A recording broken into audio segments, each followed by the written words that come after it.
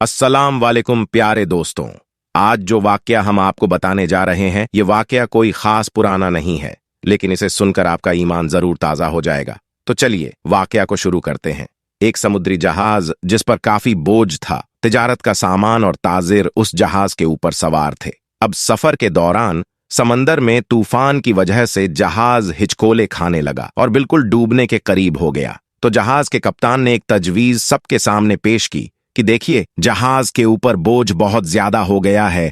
अब हम सबको जिंदा रहना है, तो आप लोगों का कुछ सामान समंदर में फेंक दिया जाए तो जहाज थोड़ा हल्का हो जाएगा और हम आसानी के साथ किनारे लग जाएंगे, क्योंकि हमारी जानें ज्यादा कीमती है सामान के मुकाबले में। सबने कप्तान की बात पर इत्तेफाक किया और सबने कहा कि एक जो सौदागर है, यानी एक जो ताजीर है, वह बिल्कुल नया है और वह काफी सामान अपने साथ लेकर आया है। उसका सामान फेंक दिया जाए समंदर में तो इससे हम सब डूबने से बच जाएंगे। सब सौदागर ने उस नए सौदागर यानी नए ताजीर के खिलाफ बगावत कर दी और उससे लड़ाई झगड़ा करना शुरू कर दिया। और झगड़ा इतना बढ़ गया कि सब ताजिरों ने मिलकर उस नए ताजिर यानी उस नए सौदागर को उसके सामान के साथ उठाकर समंदर में फेंक दिया और अपना सफर जारी रखा।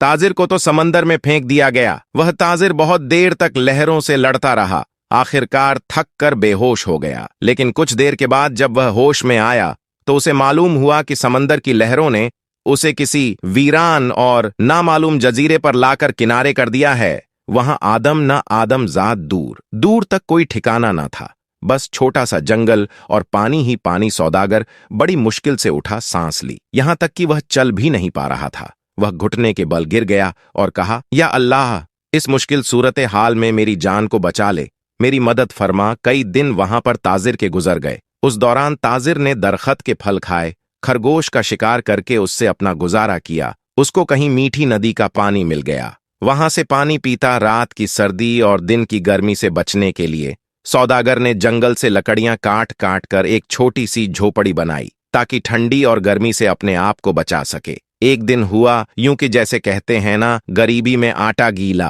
अब एक दिन वह ताजिर आग जलाकर अपने लिए खाना बना रहा था। अब वो आग चूल्हे की आग थी, उसकी झोपड़ी में लग गई और झोपड़ी लकड़ी की थी और जलने लगी। बचाने की बहुत कोशिश की, लेकिन थोड़ी ही देर में पूरी झोपड़ी जलकर खाक हो गई। अब सौदागर बिल्कुल जमीन पर बैठ गया और आसमान की तरफ देखकर कहने लगा, या अल्लाह, क्यों मेरे साथ ही क्यों सारी मुसीबतें, सारी आजमाइश मेरे साथ ही क्यों?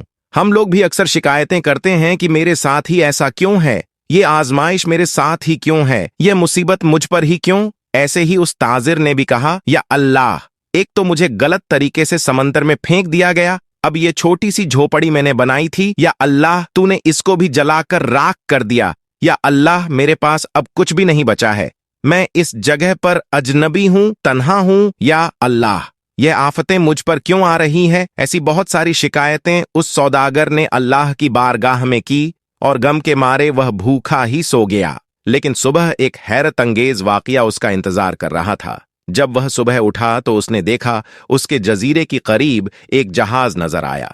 कुछ लोगों को उसने देखा जो उसे लेने के लिए आए थे, उसकी मदद करने के लिए आए थे। उन्हें देखकर वह बड़ा हैरान हुआ, लेकिन इससे ज्यादा तो वह खुश था, क्योंकि उसके लिए तो जिंदगी आ गई थी, उसकी जान जैसे बच गई थी। वह जल्दी से उस जहाज पर सवार हुआ। खुशी की शिद्दत से उस सौदागर को यकीन नहीं आ रहा था कि वह चल रहा था और जहाज वाले उसे बचाने के लिए आए थे इस अनजान जगह पर। यकीन नहीं कर पा रहा था कि आखिर मेरे पास यह लोग कैसे आ गए, उनको मेरे यहां होने का पता कैसे चला, उन्हें किसने यह बातें बता दी। सौदागर ने उन जहाज वालों से पूछा, भाइयों, एक बात मुझे बताओ, तुम्हें कैसे पता चला? तुमने मुझे कैसे ढूंढा? आखिर मेरा ठिकाना तुम्हें कैसे मिल गया? ये तो बिल्कुल अनजान और अजनबी जगह है।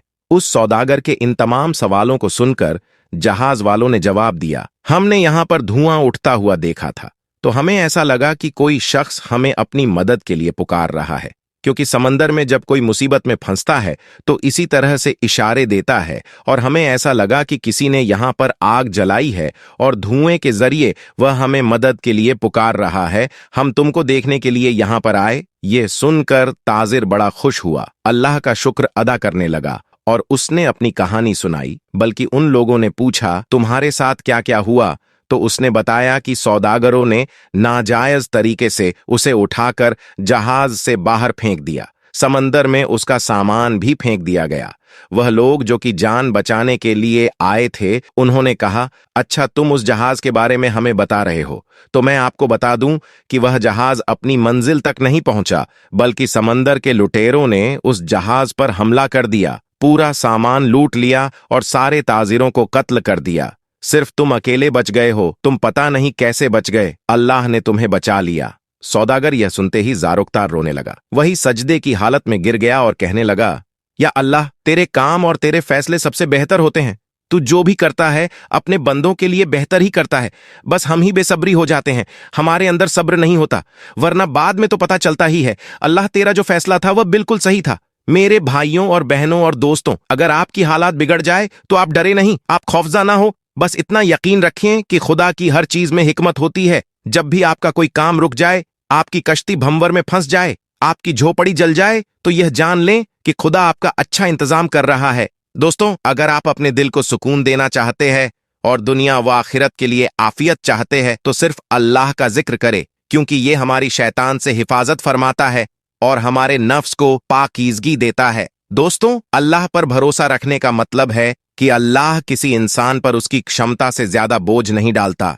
अल्लाह पर भरोसा रखने वाले लोग कभी उम्मीद नहीं खोते।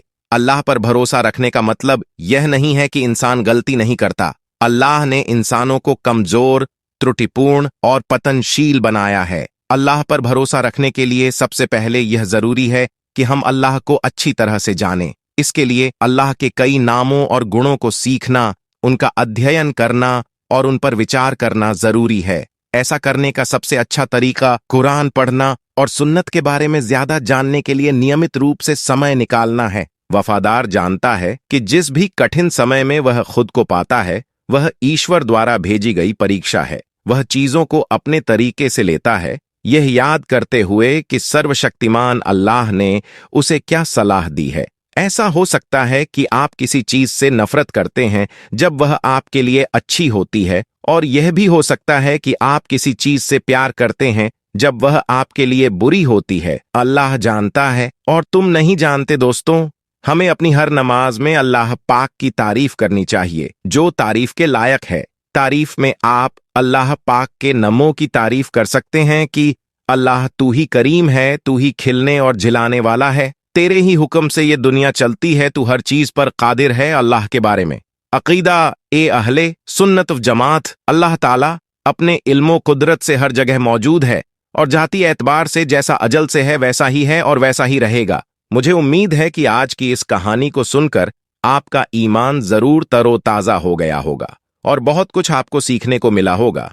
दोस्तों, अगर आज की हमारी यह वीडियो आपको पसंद आई है और आपने आज की वीडियो से वाकई कुछ सीखा है, तो इसे जरूर अपने तक महदूद न रखें, बल्कि अपने दोस्त हबाब के साथ इसे जरूर शेयर करें, ताकि हम इस वीडियो के जरिए जो पैगाम आपको देना चाहते हैं, वह पैगाम आपके जरिए आपके दोस्त हबाब तक भी पहुंच जाएं। और इस वीडियो को आप लाइक जरूर करें।